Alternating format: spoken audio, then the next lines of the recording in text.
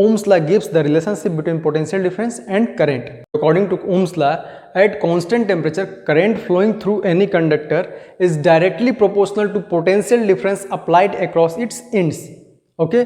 क्या कहने का मतलब है कि Ohm's law के अकॉर्डिंग अगर कोई करंट जो है कंडक्टर, ये कंडक्टर समझ लीजिए, इससे कोई करंट फ्लो कर रहा है, ये क्या होगा? डायरेक्टली प्रोपोर्शनल होगा किसके? पोटेंशियल डिफरेंस के, जो इसके अक्रॉस इट्स एंड्स का मतलब कि इसके एंड पे जो पोटेंशियल डिफरेंस अप्लाइड हो रहा है, इसी पे हमारा क्या होगा? इसका करंट डिपेंड होगा. ओके, अब ऐसे ही current positive to negative flow होता है, तो ये हमारा करंट इस पे डिपेंड होगा. इसका मतलब कि ये हमारा क्या होगा कि आई इज दिया है, क्या कह रहा है कि I is directly proportional to V, I is directly proportional to V at constant temperature. कब? At constant temperature. जब टेम्परेचर हमारा क्या रहेगा? टेम्परेचर हमारा कांस्टेंट रहना चाहिए और सभी फिजिकल कंडीशन भी वो सभी हमारे क्या रहना चाहिए? सेम रहना चाहिए. फिजिकल कंडीशन भी सेम रहना चाहिए, चेंज नहीं होना चाहिए. तो एट कांस्टेंट टेम्परेचर ये हो जाएगा, तो ये हमारा हो जाएगा ओम्स लॉ का रिलेशन हो जाएगा. ये I is directly proportional to V. क्या मतलब इसका? इसका मतलब ये है कि करेंट जो है वो पोटेंशियल डिफरेंस पे डिपेंड है. करंट जो है वो पोटेंशियल डिफरेंस पे डिपेंड है. ये नहीं कि पोटेंशियल डिफरेंस करंट पे हमारा डिपेंड नहीं है, करंट हमारा पोटेंशियल डिफरेंस पे डिपेंड है.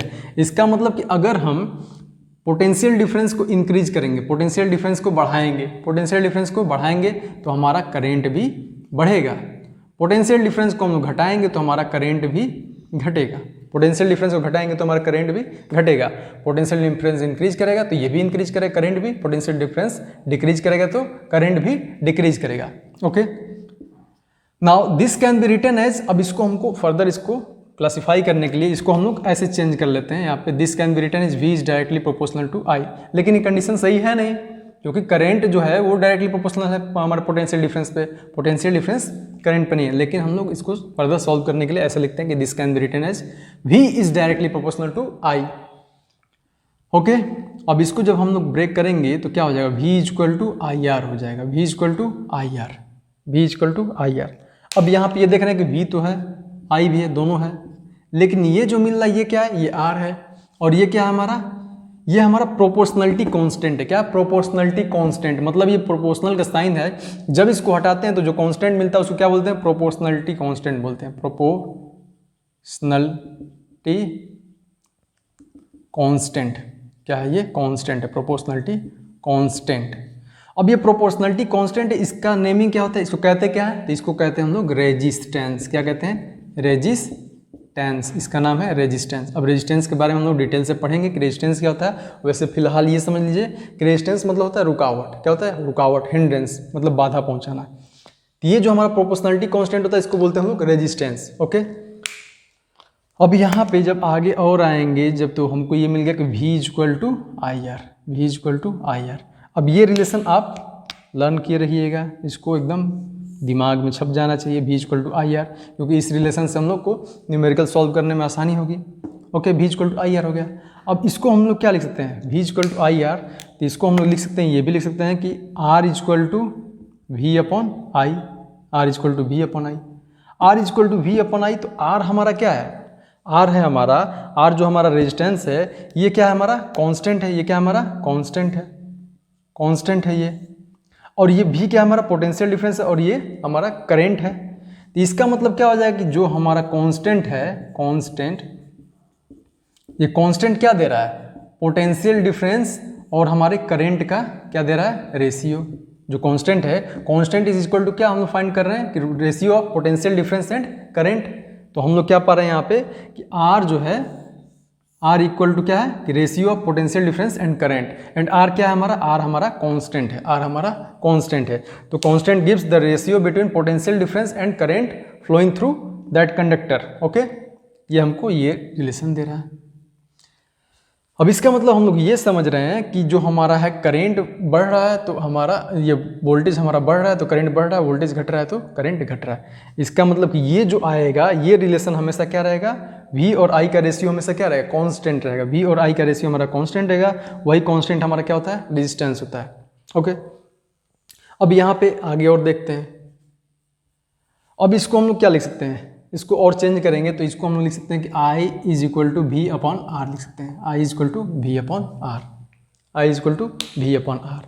अब I is equal to V upon R से यहाँ पे हमको दो रिलेशन मिलता है। क्या मिलता है? दो रिलेशन मिलता है। कौन कौन सा? पहला क्या मिलता है हमको? पहला ये मिलता है कि करेंट जो है हमारा, करेंट जो है ये डायरेक्टली प्रोपोर्शनल है हमारे पोटेंशियल डिफरेंस के। ये तो हमने देख लिया, पहले ही देख लिया, करंट हमारा डायरेक्टली प्रोपोर्शनल है किस पे? पोटेंशियल डिफरेंस पे। इसका मतलब कि अगर हम लोग पोटेंशियल डिफरेंस को डबल करेंगे, पोटेंशियल डिफरेंस को कितना करेंगे? इसको हम लोग डबल करेंगे, इसको हम लोग 2 टाइम्स करेंगे, तो हमारा करंट भी कितना हो जाएगा? 2 टाइम्स हो जाएगा, डबल हो जाएगा। इसको अगर हम हाफ करते हैं 1/2, तो ये भी हमारा करंट कितना हो जाएगा? 1/2। अगर इसको हम बढ़ाते हैं, डबल करते हैं, तो हमारा करंट भी डबल हो जाएगा। अगर इसको हम हाफ करते हैं तो हमारा करंट भी हाफ हो जाएगा, क्योंकि डायरेक्टली प्रोपोर्शनल है। डायरेक्टली प्रोपोर्शनल का मतलब होता है कि डायरेक्ट उस पर असर पड़ेगा, जो जितना बढ़ेगा उतना ये बढ़ेगा, जितने टाइम्स वो घटेगा उतने टाइम्स ये घटेगा। दूसरा रिलेशन आप देख रहे हैं कि यहाँ पे दूसरा रिलेशन हमारा आर से है। तो दूसरा रिलेशन हमारा क्या होगा कि आर करेंट जो होगा ये हमारा इन्वर्सली प्रोपोर्शनल होगा किसके? रेजिस्टेंस के। करंट जो होगा हमारा क्या होगा? इन्वर्सली प्रोपोर्शनल होगा। तो करंट इन्वर्सली प्रोपोर्शनल होने का रेजिस्टेंस का मतलब क्या है कि जब रेजिस्टेंस हमारा क्या होगा? बढ़ेगा।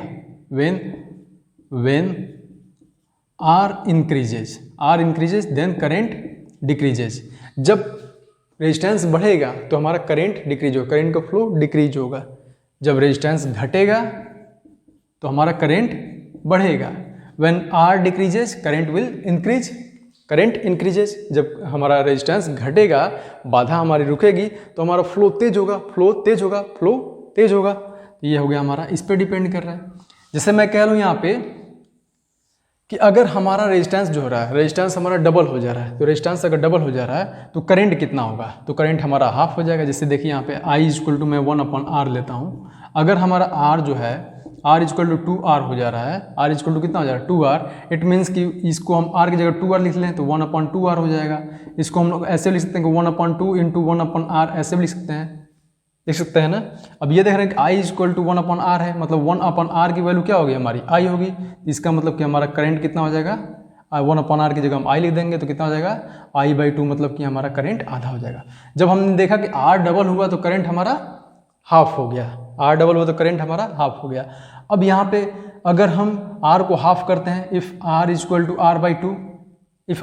r/2, then i is equal to क्या हो जाएगा?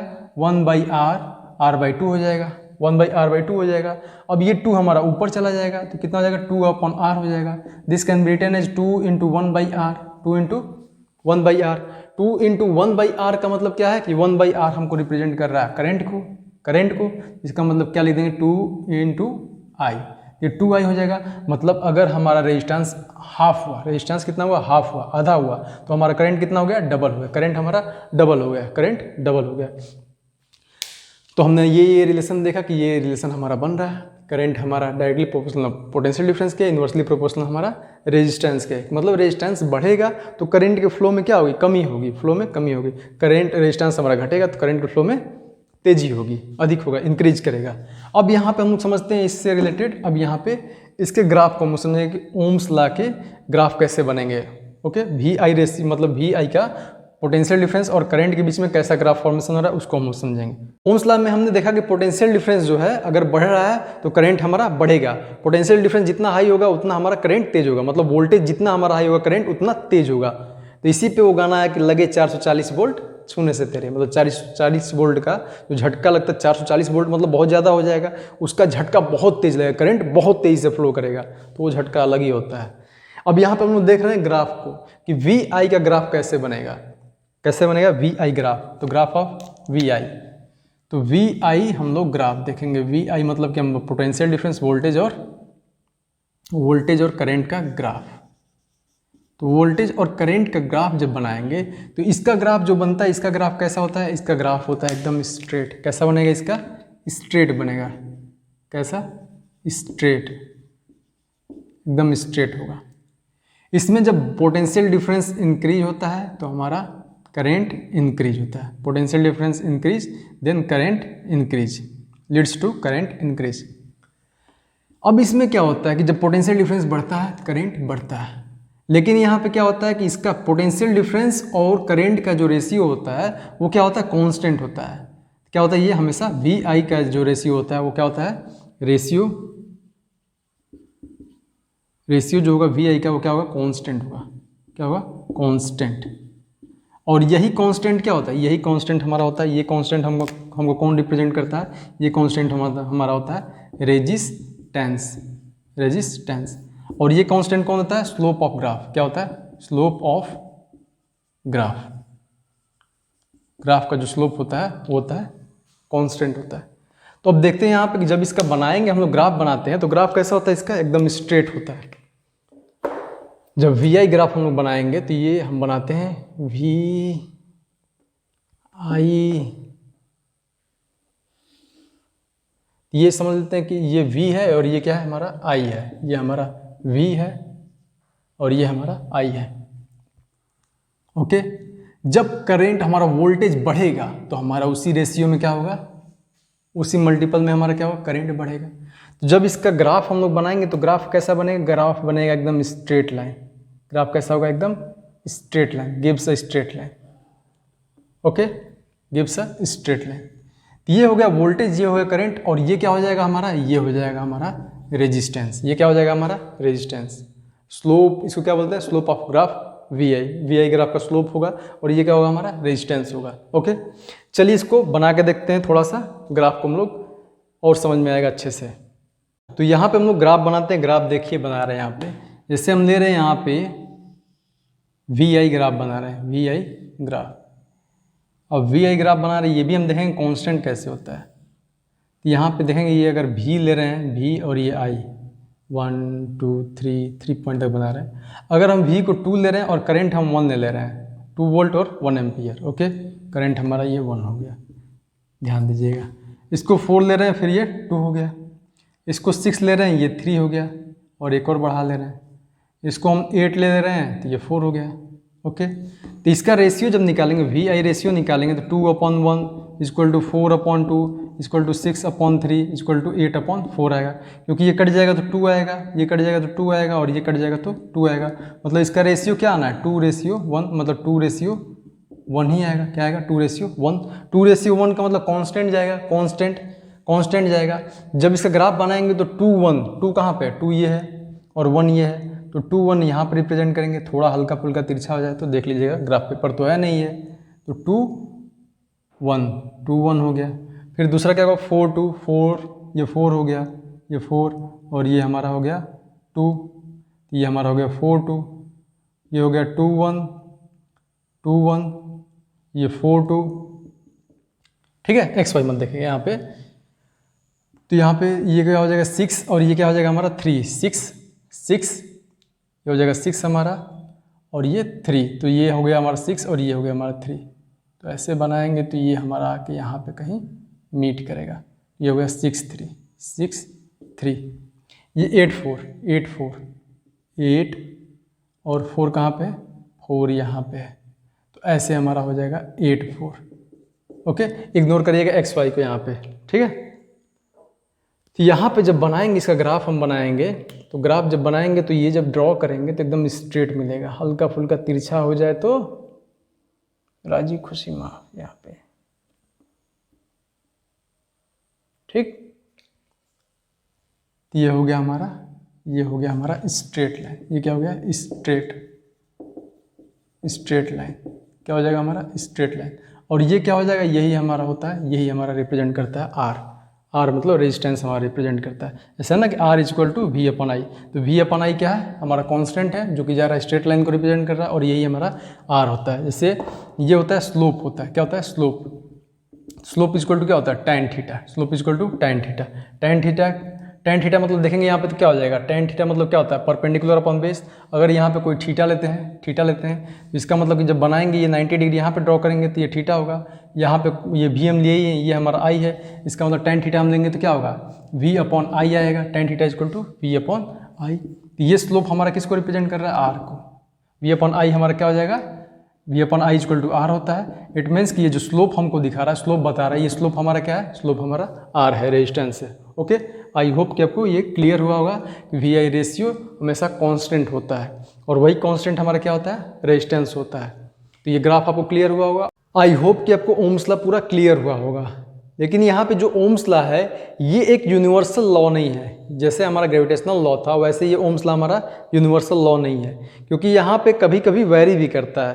जैसे यहाँ पे जैसे हम लोग टेम्परेचर अगर इंक्रीज करते हैं सेमीकंडक्टर का, तो वहाँ पे क्या होता है, उसका रेजिस्टेंस घटता है, तो वहाँ पे उसका ग्राफ जो बनेगा, उसका ग्राफ बनेगा, कर्व बनेगा ऐसे।